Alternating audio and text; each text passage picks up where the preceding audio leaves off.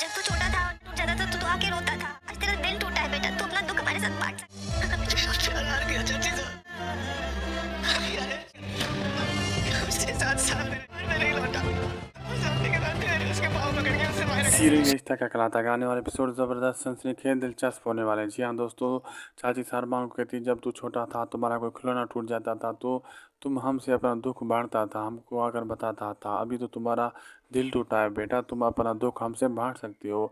तो अरमान यहाँ रोने लग जाता है, कहता है कि अबीरा ने मेरा 7 साल इंतज़ार किया और मैंने भी उसका 7 साल इंतज़ार किया। और जब हमारा दोनों का हम साथ में सामने एक दूसरे के आए तो अबीरा ने फटाफट जाकर अंजुमन से शादी कर ली और मेरा दिल टूट चुका है और मैं हार चुका हूँ।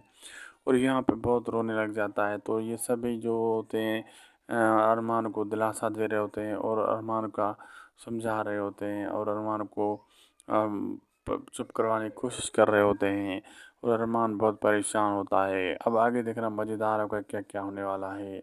वीडियो अच्छी लगी तो लाइक करें, शेयर करें, सब्सक्राइब करें। मिलते हैं आपसे अगली एक अच्छी ज़बरदस्त धमाकेदार वीडियो में।